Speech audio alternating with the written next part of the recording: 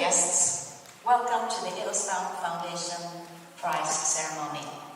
Today we honor this year's laureate. Ministers, Excellencies, ladies and gentlemen, will soon tell you about the courageous acts of Dawit Isaak. Today is important as we celebrate civic courage in defending human rights. We are here to award the Edelstam Prize, a prize established to honor individuals who have made outstanding contributions and showed exceptional courage. My name is Edelstam. The World Press Freedom Index has placed Eritrea at the bottom of 180 countries for more than a decade. And the Committee to Protect Journalists say it's the most censored country in the world.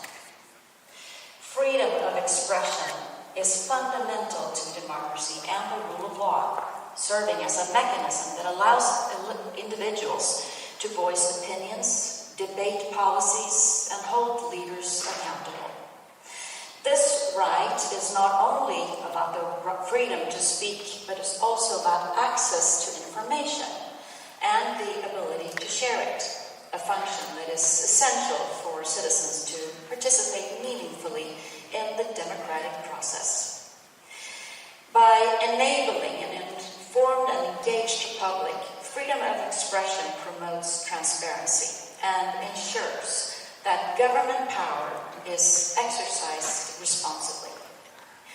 We will now hear some words from Dr. Mohammed Abdelsalam Babike, United Nations Special Rapporteur on the situation of human rights in Eritrea.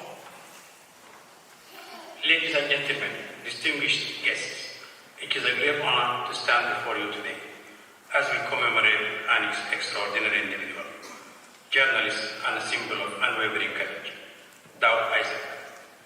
In 2001, Swedish Eritrean journalist Dawit Isaak found himself at the heart of a struggle for press freedom and human rights. As the co-founder of the independent newspaper, he was a voice for truth in a nation where dissent is systematically repressed. Dawit Isaak and his colleagues are considered to be the world's longest detained journalists. For 23 years, Mr. Isaak has been held incommunicado, without trial, charges or access to family or legal counsel. He has been subjected to cruel and inhumane treatment, arbitrary detention, and isolation. His whereabouts remain unknown, and there is no clear information about his state of health condition. For years, his family has been left in the dark. Despite international outcry, his case remains unresolved. His fate remains uncertain, and yet, despite the silence that surrounds him, he continues to inspire the Eritrean people to envision a future where all Eritreans can live with dignity, freedom, and human rights. We are reminded today that there are still many others who remain in prison, many others whose stories are unknown, and many others who face persecution simply for expressing their opinion, thoughts, and beliefs.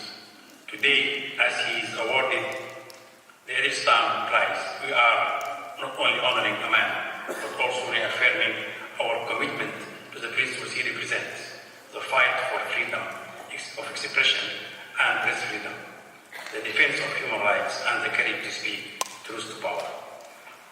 As we reflect on the significance of this award, let us also reflect on the responsibility we bear to act, to speak up, and to never forget those who continue to suffer in silence. We honor Dawit Isaak today, but our work is far from done. We must continue to call for his freedom and the freedom of all journalists, all activists, and all people who are imprisoned for daring to speak the truth.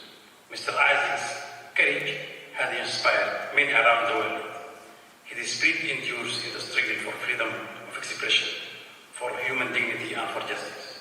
Today, we stand in solidarity with him, with his family, and with all those who are fighting for a better, freer world. I thank you.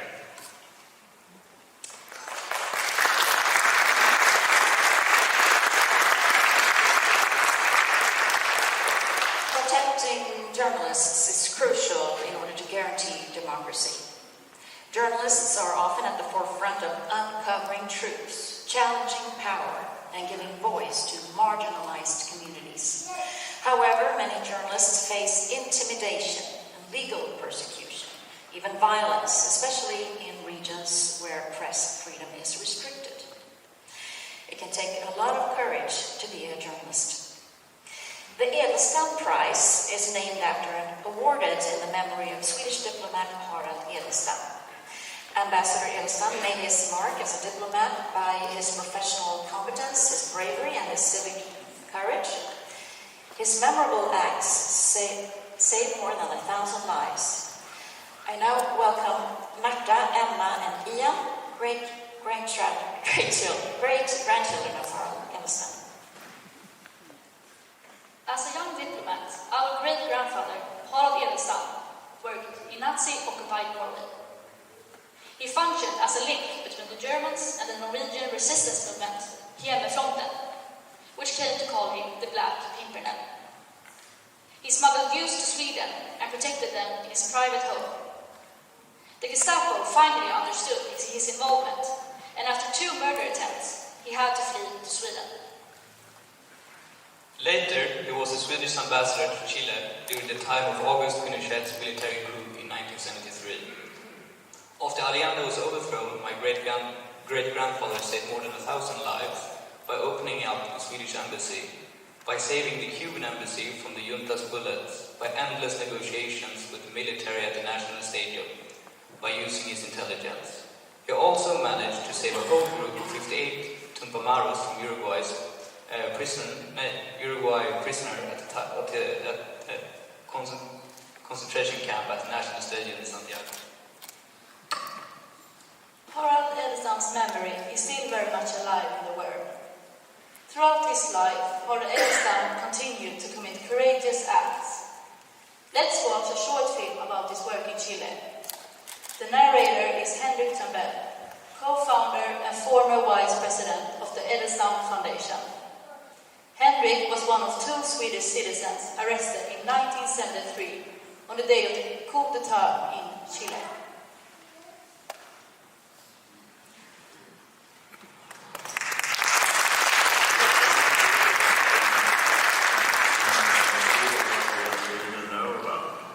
I'm going to tell you about the Swedish ambassador Harald Edelstam. In 1973, he was a Swedish ambassador in Chile. Chile was, similar to other former colonies, still struggling with both economical and political problems and injustice. Since 1970, the country had a coalition government with a social democratic policy, with Salvador Allende as president. Allende had launched a reform program disliked by the previous rulers and by US administration. Protest and sabotage was every day more and more common, which created big problems in transport of food and goods. Together with sky-high inflation, this created instability in the country. Under General Augusto Pinochet's command, the military and the police joined together, taking over power in the country. On the 11th of September 1973, the presidential palace in Santiago was bombed. I was there. I saw it all happen. We literally saw democracy being crushed right before our eyes.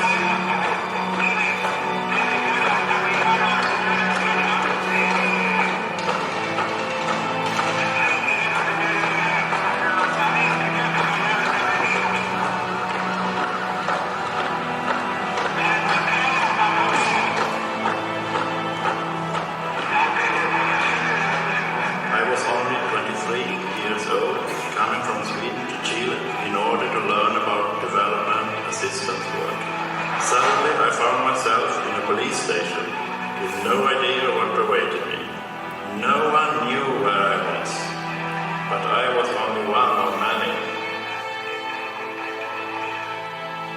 In the midst of this chaos, Edelstam went beyond what was his actual authority in order to save not only Swedes, but as many as possible politically persecuted Eritreans who were located in the country. During the second night of imprisonment, I was moved from a police station to a small indoor station. I was forced to sleep on the floor in the corridor and witnessed the maltreatment of prisoners. An Argentine, my closest neighbor on the floor, was one day taken away by the military and later presented to us, dead with a bullet hole in his forehead, with a comment, "This is what happened to you terrorists." Many years after, I learned that the Argentine was only an ordinary tourist. After a few days more, I was moved to a large football stadium in Santiago, a national stadium, which had been converted into an enormous concentration and torture camp. I remained locked up there for several days without knowing what would happen to me. One day an officer came by and asked for me. "Your ambassador has been here. He's going to come and get you and drive you to the airport. You will be expelled from this country." The next day was horrifying. I was taken for interrogation, beaten up, and told that I was going to be executed. At that exact moment, the officer who earlier had talked to me about Edelstam came in and said, "This is my man," and took me back to my cell. Later that day, Edelstam came and got me out. But before I was allowed to leave the building, I was forced to sign a statement saying that I had been well treated.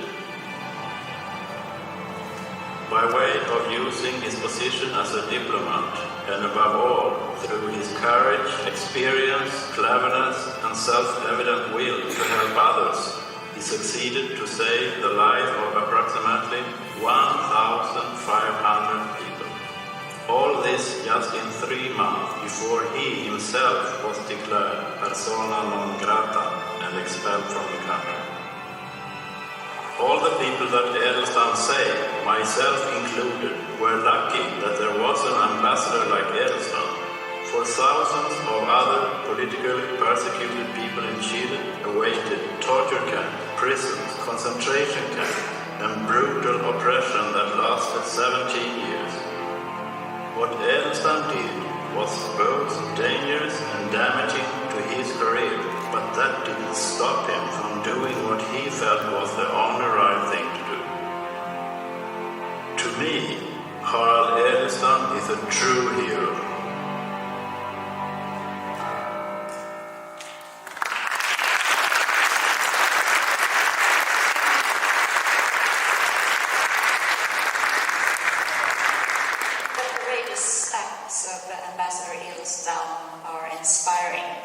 We'll now hear about another very courageous person, Mr. Dawit Isaak, and I welcome Edelstam, who is co-founder and president of the Edelstam Foundation, who will tell us more about this year's laureate.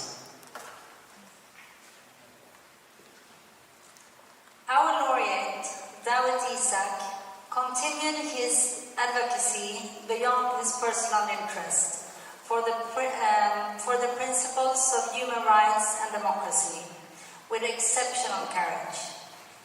His work led the government to harass and threaten him with continued interrogations and finally arrested him. Who is Dawit Isaak?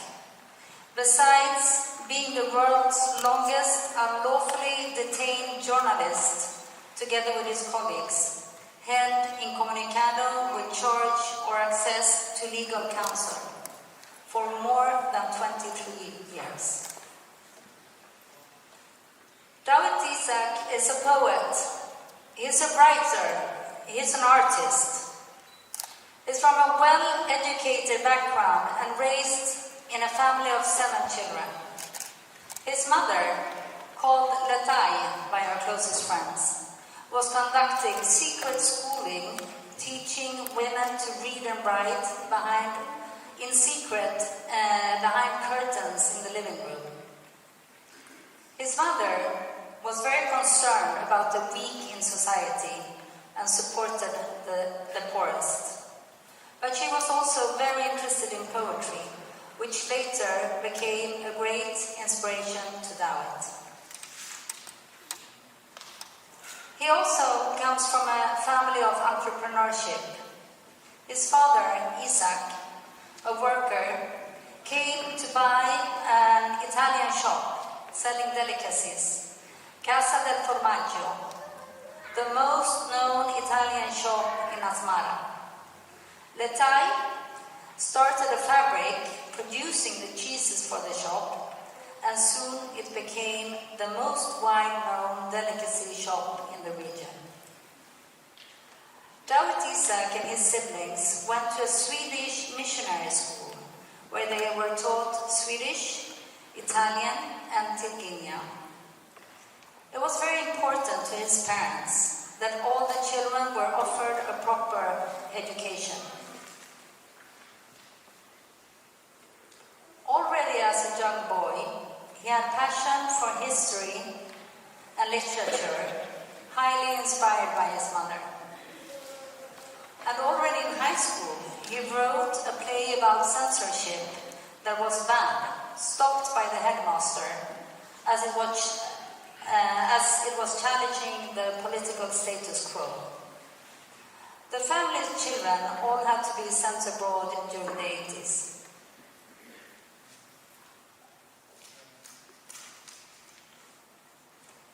Dawit Isaak was in his early years deeply influenced by the social and political changes sweeping through Eritrea. At the age of 21, he fled to Sweden, escaping the Ethiopian conflict. However, his ties to Eritrea and his people remained strong. The reason he fled to Sweden was that he had references from his friends and other exiled Eritreans, and he admired Sweden's free society, the media, the free media, and people's ability to freely express their opinions without being punished about it. The birth of a new nation held the promise of freedom and self-determination for Eritreans, and Dawit Isaak traveled regularly between Sweden and Eritrea, believing that journalism could help strengthening Eritrea's emerging democratic ideals. In Eritrea, he met his wife, Sofia Berhane, who is here with us tonight, and they had 3 children. After Eritrea gained independence in 1993, Dawit Isaak, in spite of having received Swedish citizenship in the meantime, decided to return to Eritrea to rebuild his country. He became an editor of Setit, Eritrea's first independent newspaper, which criticized the government and advocated for human rights and democracy. Setit wrote about human rights, open and free elections, and was also criticizing the government for not providing free elections. In September 2001, the Eritrean government launched a brutal crackdown on dissidents, shutting down the independent media, and arrested journalists and political reformists. Dawit was arrested without trial, detained alongside with other journalists, and held incommunicado.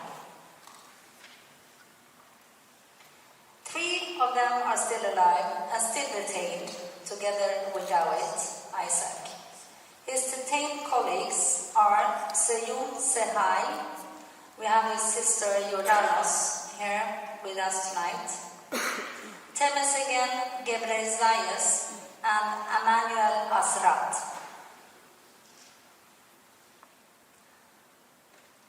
Dawit Isaak turned 60 years 2 weeks ago.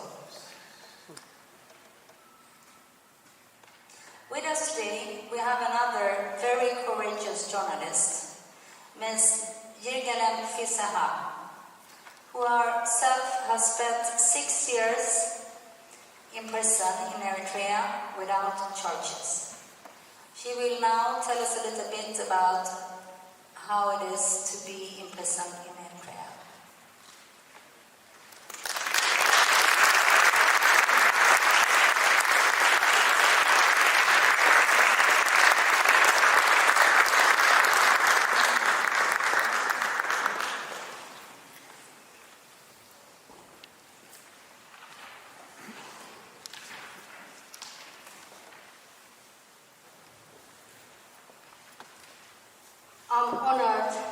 to be part of this ceremony, and I'm grateful to the Edelstam Foundation for the opportunity. 5 years ago, in September 2019, I had a chance to attend the Gothenburg Book Fair. It was to give a glimpse of my experience of what it's like to be a prisoner in my country, Eritrea. In the venue, I joined panels to address Dawit's current situation and viewed portraits of him and his colleagues who are held incommunicado since 2001. Then moved to an installation that replicated Dawit's prison cell and an empty chair that represented his absence. On my return, I wrote my impression of the situation, titled Dawit, the Swedish guy, and my fellow Eritrean. I'm going to be reading a few lines from the text. As a series of images of my prison experience began to visit me, standing near Dawit's cell was so challenging. We also visited a space where Dawit and his colleagues were on display.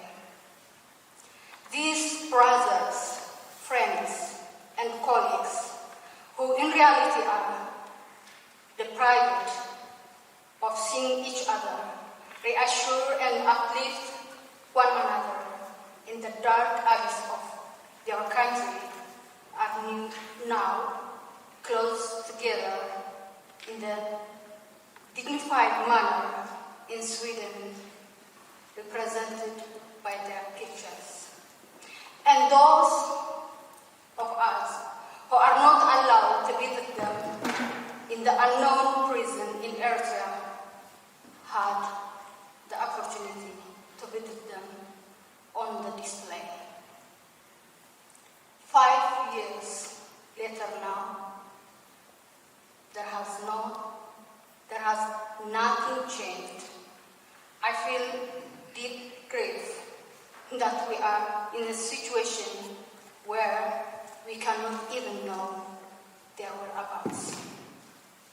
As we gather today to honor and recognize the heavy price Dawit is paying for his human and professional rights, I invite each of you to take a moment to imagine how he might be doing and what he might be thinking at this very moment.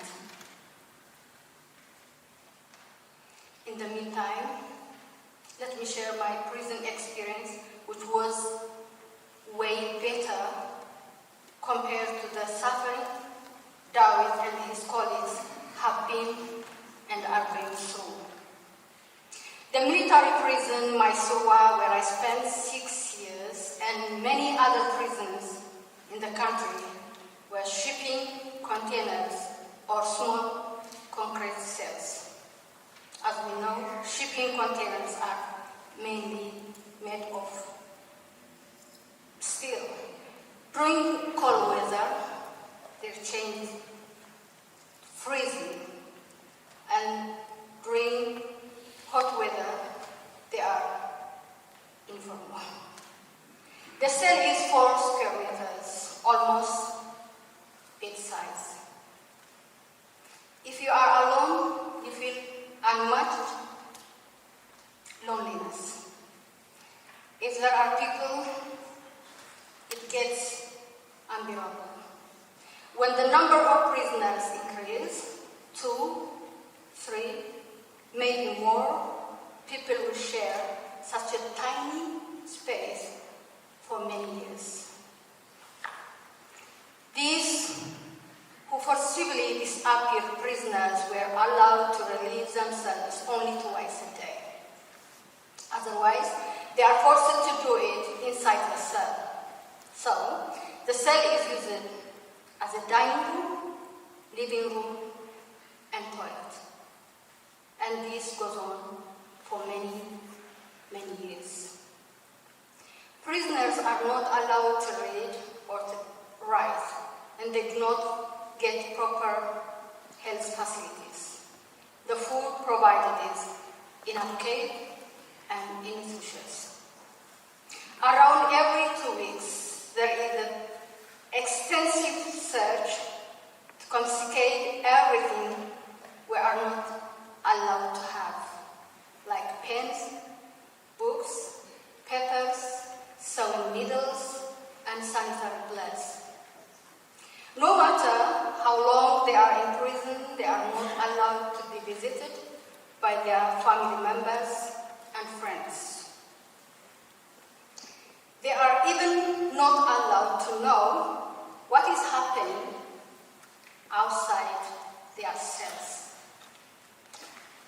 As torture and brutal interrogations are routine practices, you will either be subjected to torture or forced to hear the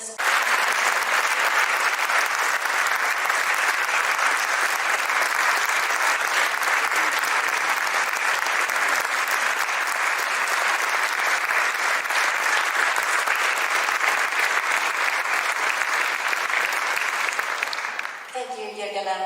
Hearing your story gives us an insight to what it might be for Dawit Isaak, and it makes it even more important to highlight his case. This year, the biannual Edelstam Prize is awarded for the 6th time.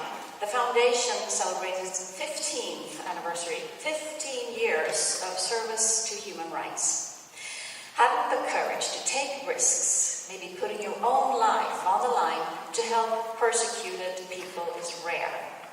In extreme situations of human suffering, those who are willing to do so save lives, while they elevate the essential value of human dignity for us all.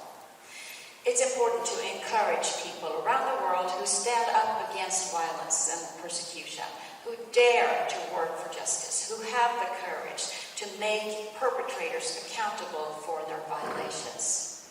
The Edelstam Prize was founded to encourage these individuals.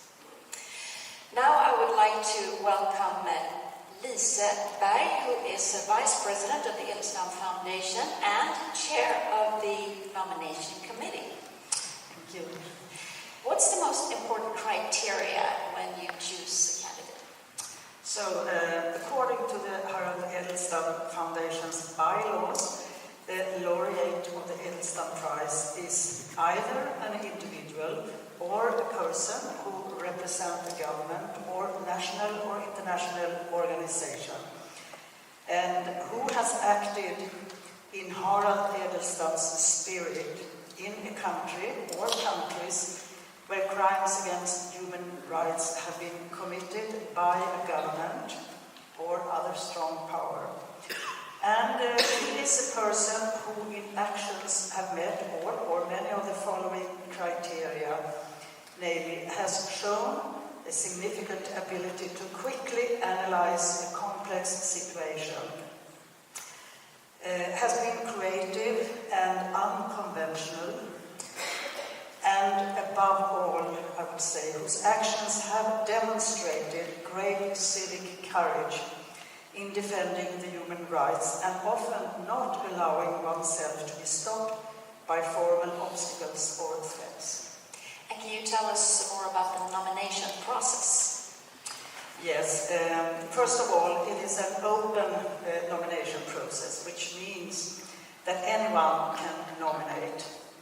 We have a nomination committee of 6 members, including myself, and the nomination committee decides unanimously from the nominees on a short list to the jury, and then the jury selects the laureate. Thank you so much, Lise.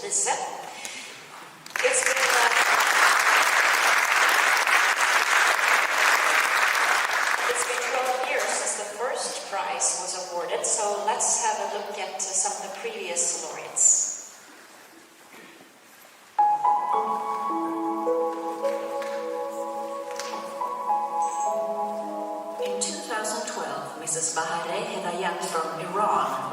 first Edelstam Prize. She had been charged with propaganda against the regime after speaking to the foreign press, participating in public gatherings and organizing protests for equal rights.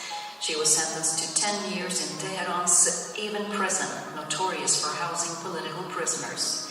After receiving the Edelstam Prize, Amnesty International listed her as a prisoner of conscience, and she was released after 6 years. But she was imprisoned again in 2022 during the Masa Amini protests. Today, Mrs. Hedayat is currently on an exceptional temporary medical furlough. In 2014, the prize was awarded to Mr. Benjamin Manuel Geronimo from Guatemala for his tireless work collecting testimonies from victims of massacres in Guatemala, where 256 people were brutally murdered. By organizing the victims, he made it possible to bring the dictator Efraín Ríos Montt to justice. It was the first time in history that a former head of state had been made accountable in his own country for the crime of genocide. In 2016, Judge Juan Guzman Tapia of Santiago was awarded the Edelstam Prize. Judge Juan Guzman was the first judge appointed in Chile to investigate the complaints filed against dictator Augusto Pinochet. He indicted and convicted a large number of members of the armed forces. Despite many threats against him and his family, Judge Guzman opened an important path of justice in Chile. In 2018, Mrs. Li Wenzu from People's Republic of China was awarded the Edelstam Prize. She is the wife of the Chinese human rights lawyer Wang Guizhan, who has defended activists, victims of land seizures, and religious minorities. In 2015, he disappeared during the 709 crackdown, a police sweep targeting courtroom critics of the communist authorities. She was instrumental in campaigning for the release of hundreds of lawyers and activists detained due to the crackdown. Her contributions led to shedding light on the situation for human rights lawyers in China. Her husband is now released from prison, however, they live under surveillance still. In 2020, the Edelstam Prize was awarded to Mrs. Osvalinda Marcelino Alves Pereira from the Amazon rainforest territory in Brazil for continuously reporting illegal logging of the forest in the Areira region to federal authorities. Criminal logging networks deploy men to protect their illegal activities and intimidate, threaten, and kill those who obstruct their activities, which are causing deforestation and destruction of the Amazon rainforest. In spite of repeated threats against her, Mrs. Alves Pereira continues to report the abuses to state and federal authorities. In 2022, the prize was awarded to Ms. Norma Esther Andrade from Ciudad Juarez, Mexico, who had dedicated her life to fighting for the justice of women after her 17-year-old daughter was kidnapped and brutally murdered in 2001. Since then, Norma has tirelessly defended women's rights, despite numerous death threats. She also played an instrumental role in the recognition of femicide, a new category of crime in the Mexican Criminal Code. Her daughter's case will now finally be brought up before the Inter-American Court of Human Rights.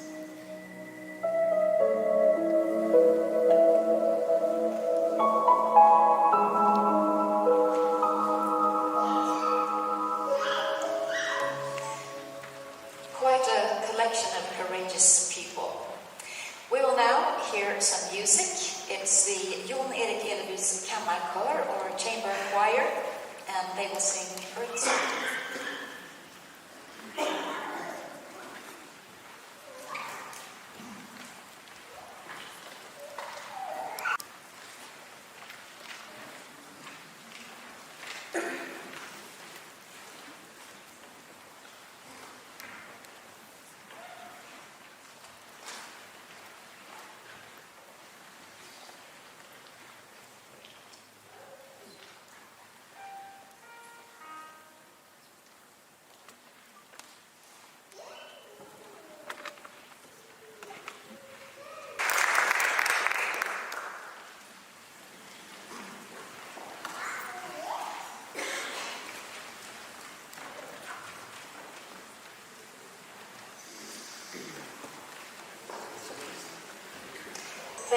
that beautiful performance.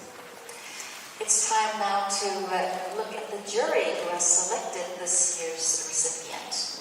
The prize jury consists of internationally highly prominent people with recognized experiences in the field of human rights.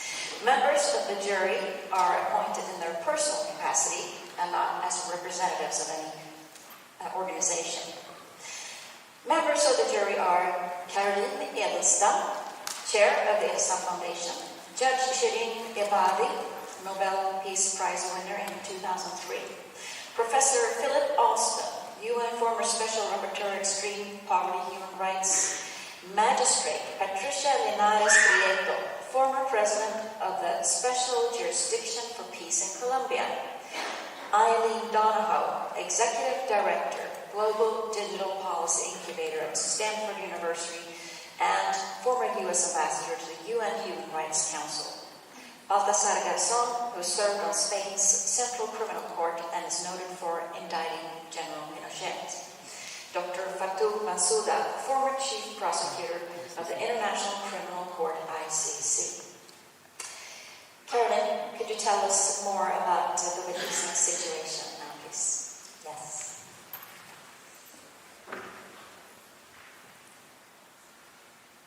Can you imagine being in prison for 23 years?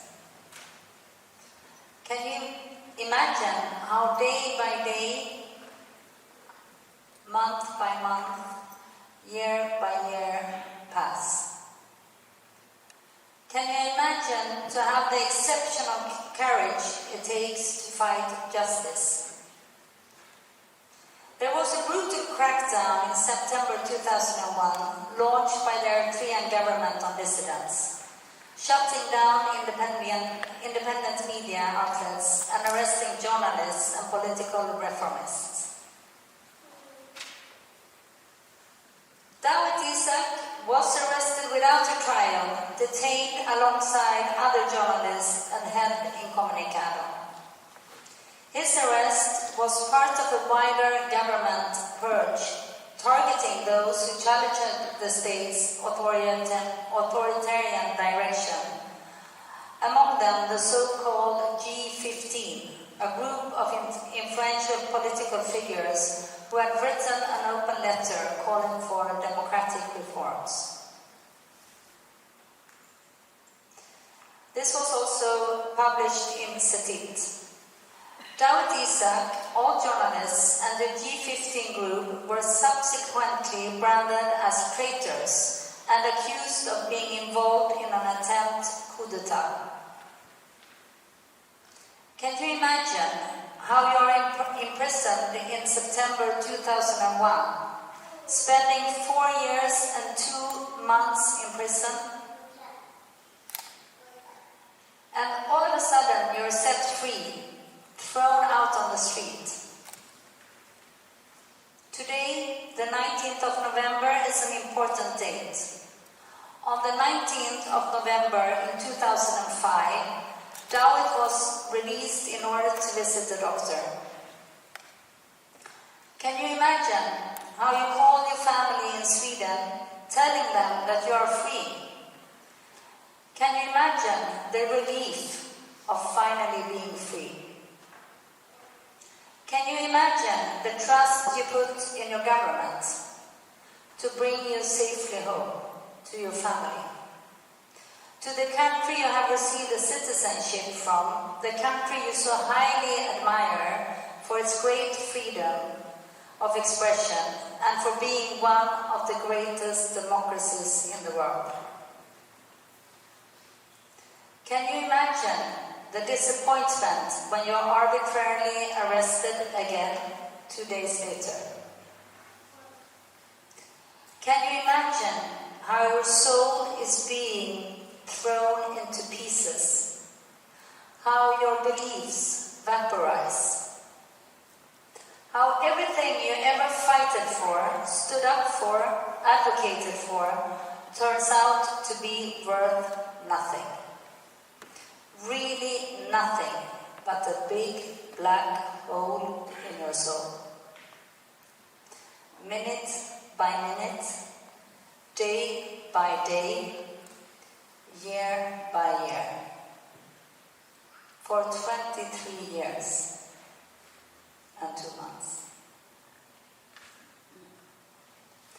Being exposed to beating, interrogations, torture, having extremely poor health conditions, waiting for a visit.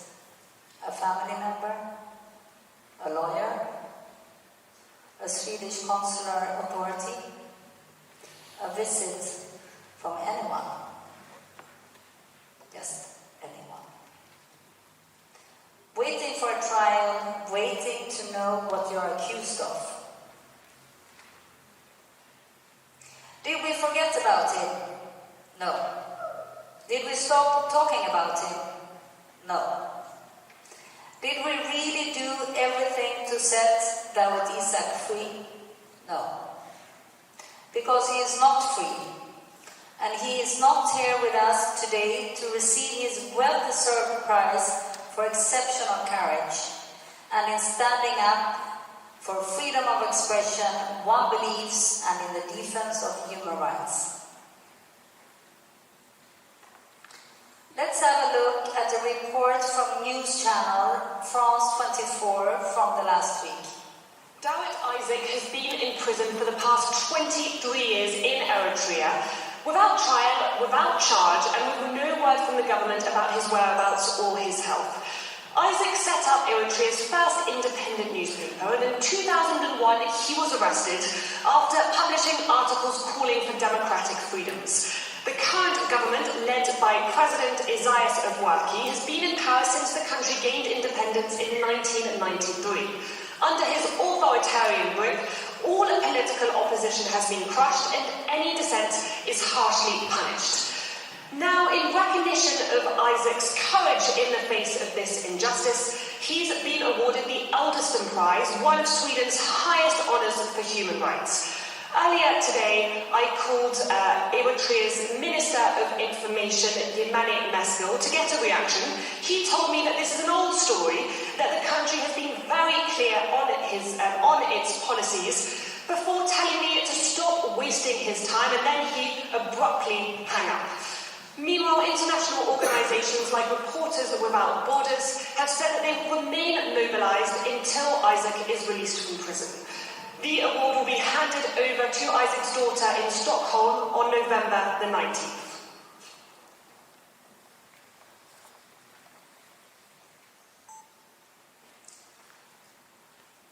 This is just one example of the great global media attention we have seen the past days. It shows the power of and the support of the international community. Democratic countries should put pressure on the perpetrator, in this case Eritrea, which is essential and could have a noticeable effect. Enforced disappearances and persecution of journalists are grave human rights violations.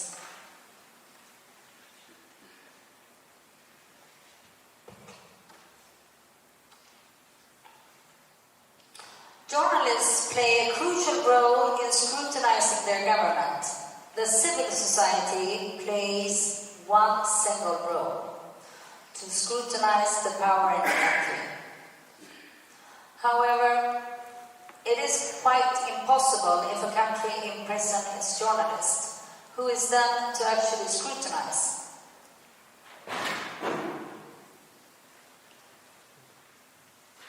The international community has to intervene when a country cannot guarantee the safety of their own citizens, when the country itself is its perpetrator. We have to find ways to enforce national and international law and promote accountability for serious abuses of human rights. Where violations have occurred, states must be held accountable. The international community has a responsibility for establishing justice, ensuring the protection of victims, and upholding the principle that no one is above the law. We will now hear from Mr. Buran Sönmez, who is the president of PEN International. Dear friends, for 23 years, PEN International has campaigned, together with other human rights organizations, and kept our hope alive that Eritrean authorities will fulfill their international human rights obligations and free our friend and colleague, Dawit Isaak, from unlawful imprisonment. To our horror, Eritrean authorities continue to respond with silence, impunity, and gaslighting regional and global voices calling for Dawit's freedom. PEN International identifies with the formal opinion adopted on 28 March 2023 by the United Nations Working Group on Arbitrary Detention, which concluded that Dawit Isaak was detained without legal basis and that this detention is in retaliation for his peaceful exercise of freedom of expression without free trial and on discriminatory grounds. You know that old saying, hell is not where you suffer, it is where no one hears you suffer. We hear the voices of Dawit and his colleagues. Despite all this distance, we continue to hear them despite all these passing years. We add our voices to theirs, and we all say together, we will never forget until Dawit and his friends are free. We will keep calling for their unconditional release and for redress for the injustices they have suffered. On this occasion of celebrating Dawit Isaak recognition as the Edelstam Prize Laureate 2024, I join you in honoring and remembering Dawit's courage in the defense of freedom of expression. My best wishes to you all in solidarity.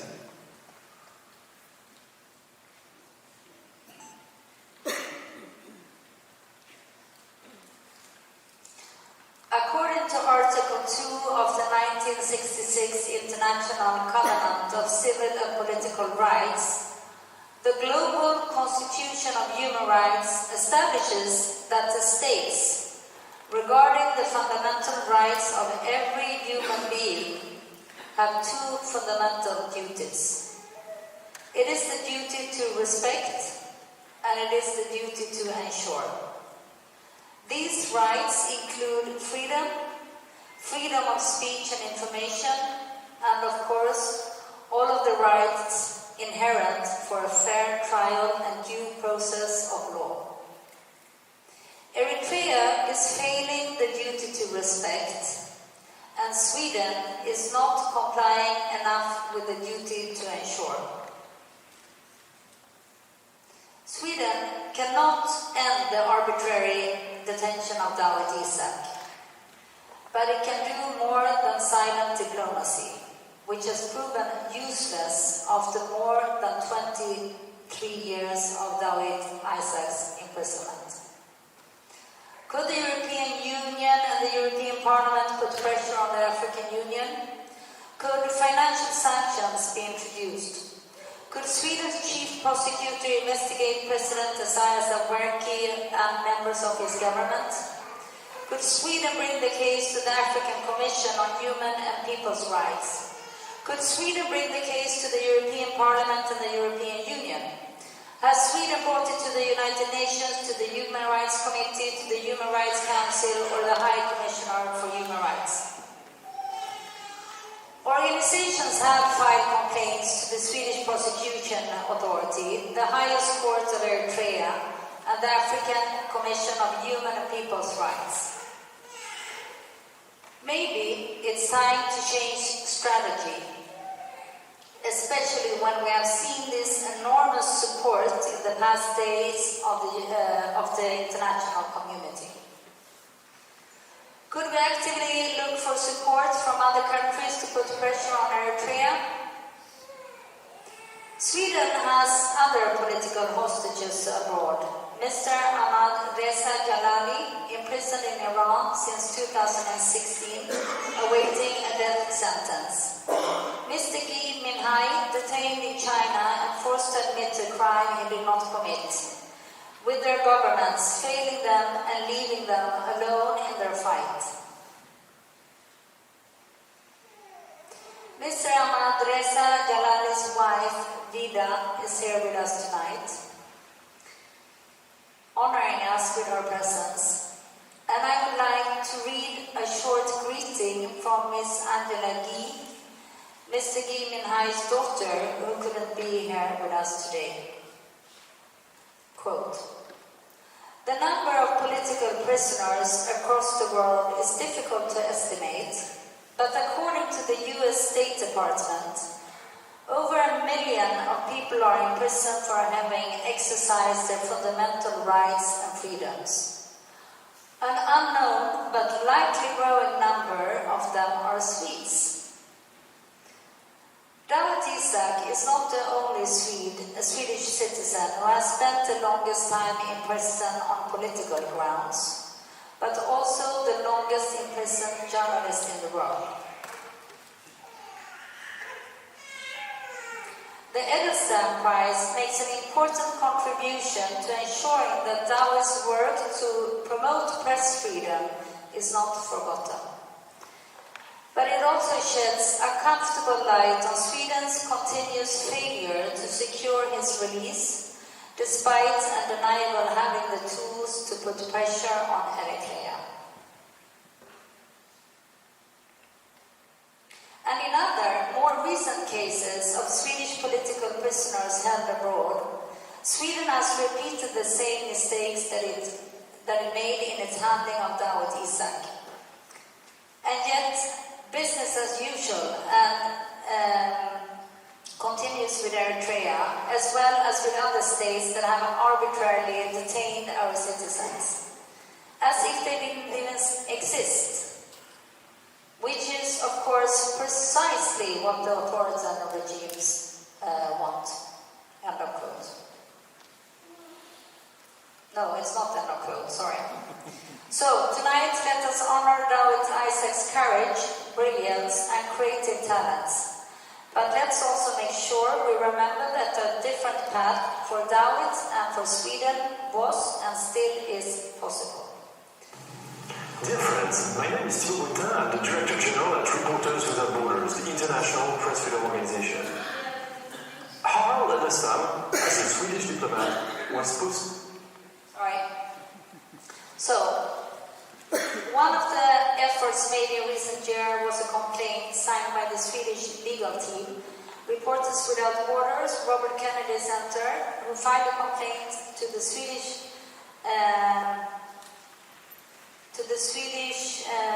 prosecution authority regarding crimes against humanity, and finally ended up with the Swedish prosecutor general, who decided not to open an investigation, as Eritrea was not expected to cooperate. We will now hear from Mr. Thibaut Betna, who is the Director General of Reporters Without Borders. Dear friends, my name is Thibaut Betna. I'm the Director General at Reporters Without Borders, the international press freedom organization. Harald Edelstam, as a Swedish diplomat, was posted in occupied countries, in repressive regime, and he knew what a closed society was and how much freedom fighters or freedom activists needed support. 25 years after Harald Edelstam's death, the prize is awarded to Dawit Isaak. This Swedish Eritrean journalist is one of our heroes of information. After coming back to Eritrea, he decided to open a news magazine, Sentence, and it became a landmark in the history of the press in Eritrea. He has been jailed since 2001 and held incommunicado. We don't know where he is, we don't know if he's been tried or if he has been charged with anything. The government remains silent about his whereabouts, and that is a shame. Dawit Isaak would be 60 today, 60 years old. 23 years of his life have been spent in jail. So we are championing his release. We are advocating for Dawit Isaak to come back to his family because he is one of the voices of independent journalism in Eritrea. About 500 journalists are currently jailed across the world. 50 are held hostage, and some 85 have disappeared. So it's about Dawit Isaak, it's about journalism and what it means for society, but it's also about our right to know. So thank you for awarding this very important prize to pay tribute to the courage of Dawit Isaak.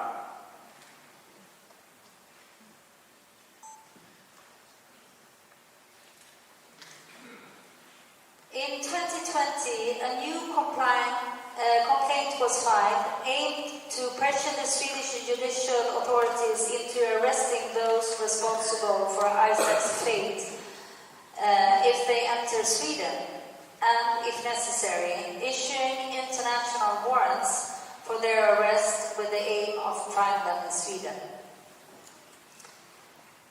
The complaint was signed, among many, by several international prominent human rights lawyers, including Irving Kotler, former Minister of Justice and Attorney General of Canada, Antoine Bernard, lawyer and senior advisor for international litigation at the Reporters Without Borders, David Matas, Canadian human rights lawyer, Navi Pillay, former judge of the High Court of South Africa, former president of the International Criminal Tribunal for Rwanda, and former judge of the International Criminal Court and former UN High Commissioner for Human Rights. Pansy Flakula, former chairperson of the African Commission. Berman Docke, criminal defense and human rights lawyer and member of the Human Rights Committee of the German Federal Bar. Judge Shirin Ebadi, Nobel Peace Prize laureate, and Philip Sands, former president of the English Pen and expert in international law. This year, in September, Reporters Without Borders made a fourth notification to the Swedish Prosecution Authority about crimes against humanity by Eritrean leaders, including President Isaias Afwerki, against imprisoned Dawit Isaak. The notification was made together with the Swedish legal team, consisting of Percy Brandt and Jesus Alcala.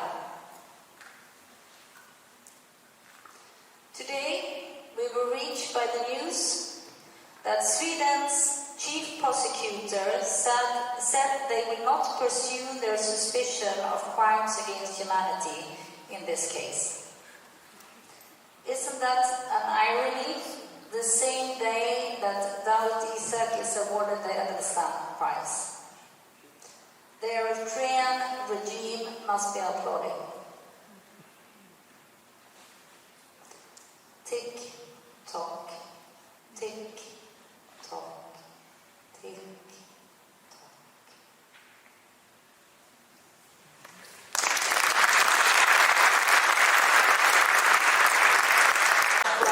Two of the co-signers of the complaint, and we'll start with Judge Shirin Ebadi, who's a member of the Edelstam Prize jury. تبریک میگم به داویت ایساک، روزنامه‌نگار اریتره سعودی که برنده جایزه پرافتخار شده. او کسی است که به خاطر نقض حقوق بشر در اریتره سالها در زندانه.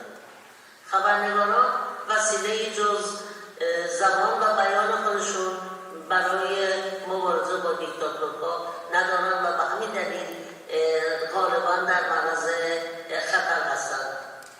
حمایت از خبرنگاران وظیفه انسانی است. ایساک و سایر زندانیان سیاسی و عقیدتی در اریتره را آزاد کنید. And we'll also hear from Dr. Philip Sands, human rights lawyer and expert in international law, who signed the complaint as well. Hello, this is Philip Sands calling in from London on this wonderful occasion to celebrate Dawit Isaak. And it's a message for you, Dawit, that you are not forgotten, that your contribution is recognised and understood and known over the world that we are there with you and that you are not forgotten, far from it. Your contribution to freedom of expression, to the idea that ideas are to be disseminated and sent locally, nationally, and globally, is there forever. And as the days pass and turn into months and into years and even decades, we just want you to know that you are in our hearts, you are in our minds, the principles you fight for and have fought for will prevail, that life is a long game, that justice is a long game, and that the struggle goes on. This award is of huge significance because it is located in Sweden, because of who those individuals associated with our represent, and because of what you do. This is a way of signalling that Dawit Isaak's values and principles prevail, are understood, are appreciated, and are fought for. Thank you, Edelstam Foundation, for bestowing this award. Thank you, Dawit Isaak, for what you have done, for what you are doing, and warm wishes to the whole family and to all friends of wonderful, valuable Dawit Isaak. Time keeps ticking. Caroline, please explain how the jury came to choose this year's laureate, Dawit Isaak. Thank you. I will read the motivation. So, Dawit Isaak is an Eritrean Swedish citizen. He was born in Eritrea under Ethiopian occupation and developed a passion for history and literature inspired by his mother. In high school, he wrote a play about censorship that was banned for challenging the political status quo in the country. At the age of 21, he fled to Sweden seeking safety during Eritrea's liberation war and was received as a refugee.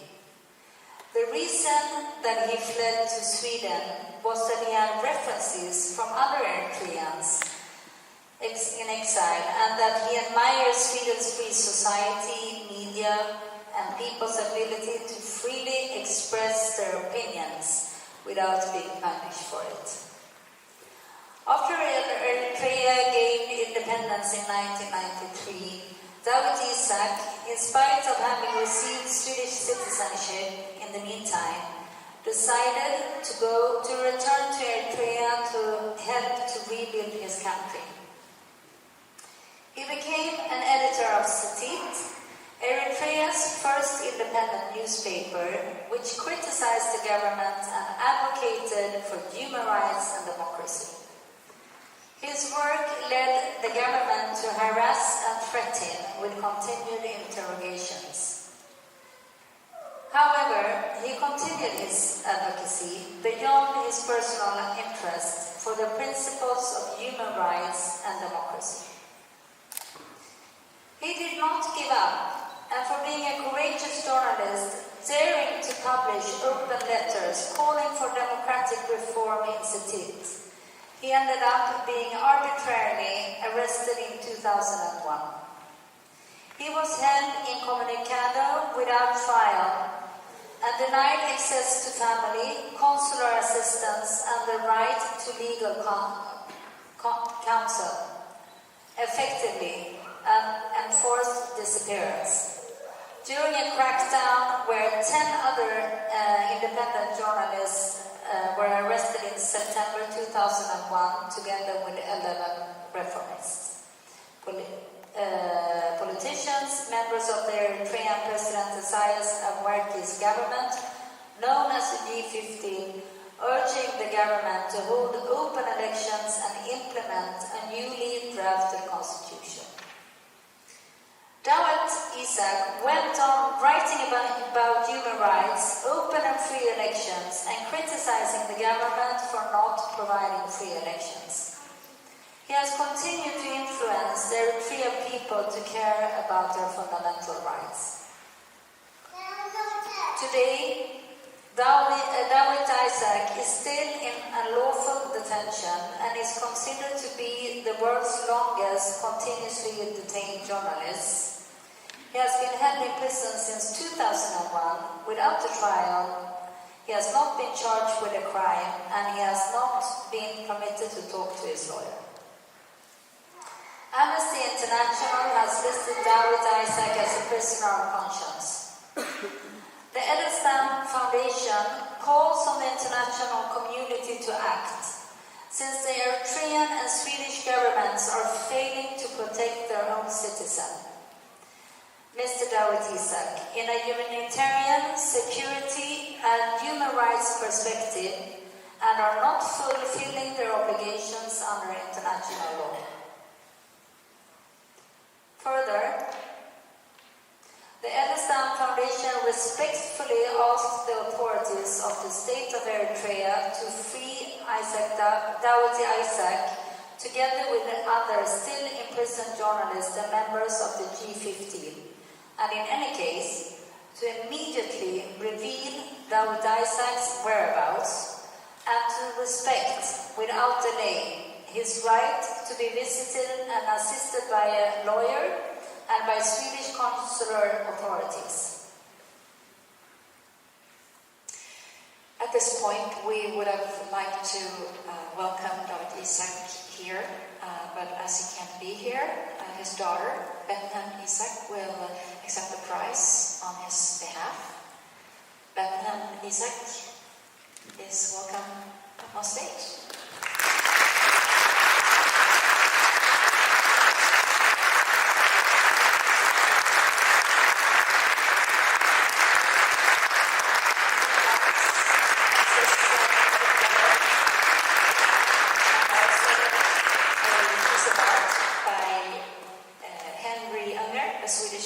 Contemporary artist. Would you like to say something? Maybe I should just have the prize first.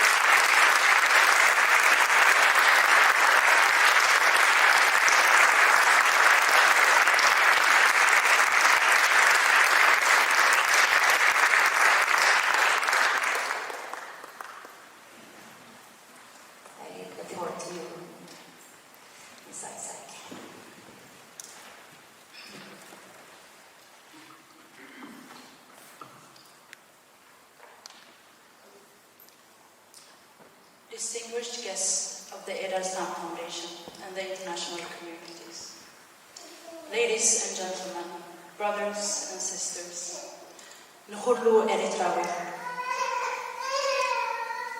In a different world, I wouldn't be here, and neither would you.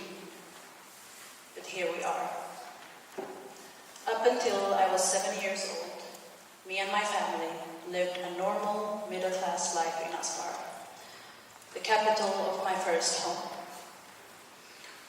One day, this would drastically change. On an early Sunday morning in September 2001, 2 civilian men came to our house. 2 men dressed in the same color. 2 men who sat in the red car who followed us home the day before. They knocked on our door and I opened, naively hoping it was one of my friends. Realizing it wasn't my friend, my mom quickly came to greet them. They asked for an Isaak, and as normal Eritrean custom, my mom invited them into our home. While my father was getting ready to meet them, they quietly admired our garden and the bookshelves surrounding our living room. A moment later, we ate together. They ate from the cheese my grandfather had made nice small talk, laughed and enjoyed breakfast until one of them changed his tone. His voice became authoritative. He stood up, looked at my father and said, "Dawit, Nechid. Dawit, we have to go." My father hugged us and told us, "I will be back soon." Through the key opening, I saw how they handcuffed him and ordered him to look down. That sight, that image is forever etched into my mind. As a child, you might not have the capacity to express every feeling, but you sure feel it. Sometimes a life like this feels surreal. As someone once told me, this only happens in movies. But as time goes, you learn to live with it, breathe through it, you normalize it, but you never accept it. That Sunday morning, those two men took my father away and changed my life forever. It's been 23 years since, and a life has gone by. I've lived in different cities, I've traveled, I've graduated, and I've even become a mother. But who is my father, Dawit Isaak, you may wonder? For me, he is my first love and my first teacher. He taught me how to read and write. No question I asked was neglected or seemed too hard to answer. One day, while eating our melted gelatos, we walked past an old mosque, and I asked my father what kind of building that was. After a few minutes, we were in the mosque and got a tour. Another time, I got to skip school because I wanted to go to work where the adults went. My father took me with him, and I was fascinated. There were other nerds doing nerdy things. They were reading, writing, talking on the phone, talking to each other, occasionally smoking, and doing it all over again. As you can imagine, I quickly got bored. Before my father became a parent, he was a writer, a poet, an immigrant, a student. He was a young man in a new continent. He came to Sweden in the 1980s, fleeing Africa's longest civil war. In 1991, Eritrea got its independence, and my father went back to be a part of a new, young, and free nation. As many Eritreans like him, he had hope of a strong nation who respected democracy, rule of law, freedom of speech, and human rights. He and his colleagues started Setit, the first independent newspaper in Eritrea, and it soon became the biggest newspaper, influencing people to demand basic human rights. Setit wrote about the importance of creating your own identity as a human, rather than taking one that's given to you by your family, your religion, your ethnic background, or your gender. They wrote about the right to own land, the right to education. They wrote about the shortage of water and how hunger affected people on the lowlands.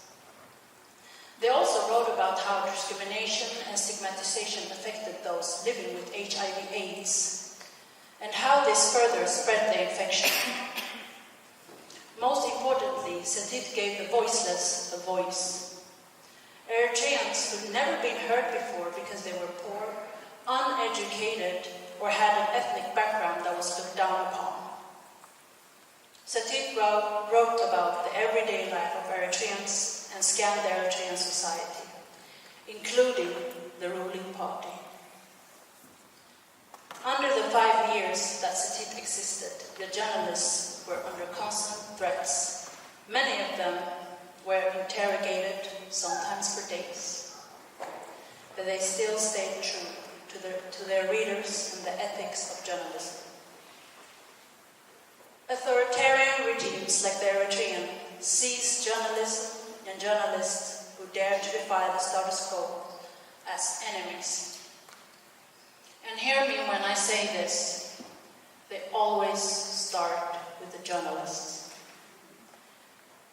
they arrested the journalists, they also cleared the Eritrean society of poets, writers, artists, and scholars. They created several lies, framing them to an old idea of a nation that never existed outside of their own imagination. They tell themselves and the Eritrean people about an enemy that's always present. They tell you about vigilance and that we need our teenagers to do a military service, for some lasting for decades. They tell you stories about your friends, your aunt, your sister, cousin, father, or brother, those who fled, that they were traitors and that they deserved their destiny by dying in the Mediterranean Sea, by dying in the hands of human traffickers. They tell you about their authority and how it's God-given. If you dare to question it, you're questioning God, and your punishment will be of biblical measures. In her book, Kingdom of Lies, Stacia Stark writes, "How do you control a population? You keep the people poor and uneducated, tell them the same lie for centuries, and tie that lie to religion. Those people will believe you even when the truth is dancing naked in front of them. In a different world, we wouldn't have to be here, but here we are. This fight, this prize, is not only about freeing those imprisoned. It's not only about my father Dawit and the hope of a democratic process in Eritrea. It's also about courage. And I just know that the late Mr. Harald Edelstam must be smiling. His legacy is not only living by thousands of people going in his footsteps. It's thriving because of his courageous granddaughter, Caroline Edelstam, and the Edelstam Foundation. This prize is also about remembrance, to not forget those who stand for the freedoms and rights most of us here take for granted. It's about speaking truth into existence and saying their names. Siyum Sahaya, Dawit Habtanikael, Johannes Joshua Sahaya, Amanuel Asrat, Mariana Soltova, Ludmilla Shekina, Gu Minhai, Mohammed Oxygen, Aslan Gurbanov, Meskeran Abera, Andrei Famin, Katarina Andreva, Roman Ivanov, Stanis Mujakera, Hatis Tuman, Dawit Kabede Araya, Mustafa Gök, Nilufar Hamedi, Kingsley Nyoka, Elahe Mohammedi, Mohammed Abu Zaid, Jimmy Lai, Sai Taike, Ivan Faranov, Don Kain Yang, Jose Ruben Zamora, Ahmadreza Jalali, Victor Tikai, Ahmed Birsin, Hamid Mahamdi, Thomas Alan Gambo, Sandra Mahazar, Dawit Isaak.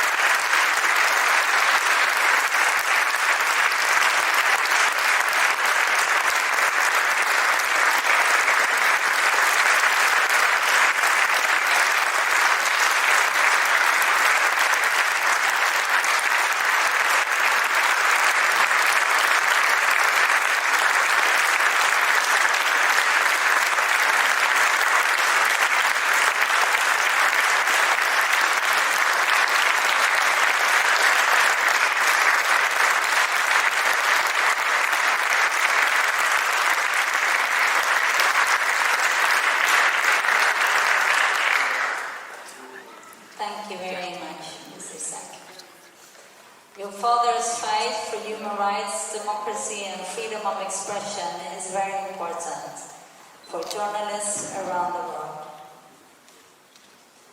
I would also like to thank you for coming here today, Betna, to receive the prize on behalf of your courageous father.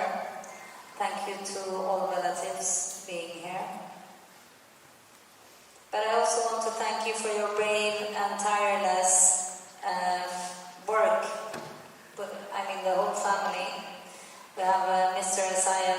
Isaac here as well with us tonight to work to change the situation. It's a great honor to have so courageous people in this very same room. There are very many organizations, individuals who have been working for Mr. Dawit Isaak for many years, tirelessly trying to change the situation. And I think it's very strengthening in having many of those persons in this room tonight as well. We would also like to thank all the fantastic people who voluntarily and tirelessly help and work for the cause of the foundation. Thank you. And we would also like to thank all of you for supporting our work in supporting others. We are grateful for this. It's needed. I would like to thank some of our partners, Eventum, Carbonet AB, Selhall, Sennerstål och Partners. And I would like to thank Mr. Henry Unger for contributing with the piece of art for this evening.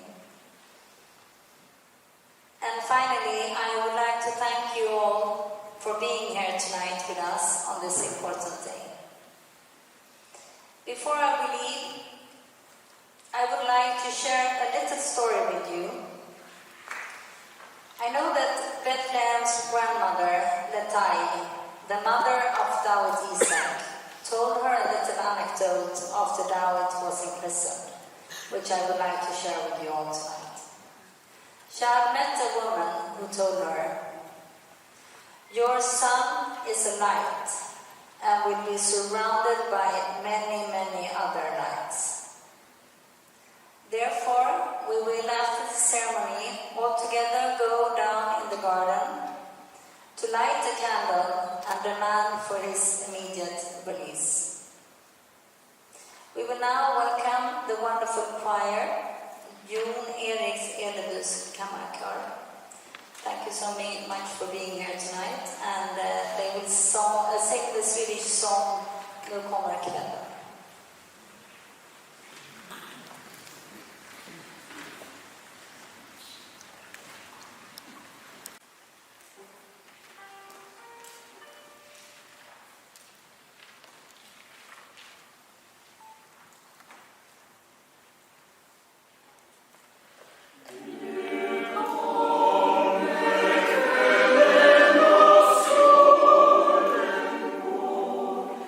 Oh,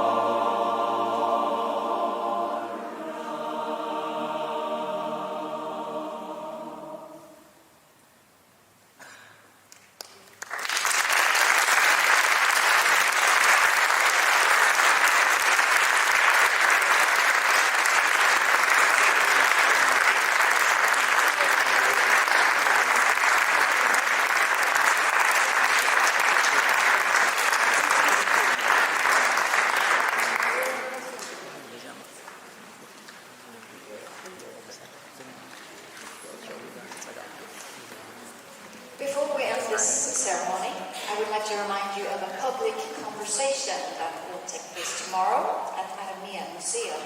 There will be more information about this downstairs. Now let's all go down together and light a candle for Dawit Isaak, honoring the light of Dawit Isaak. Thank you for this evening.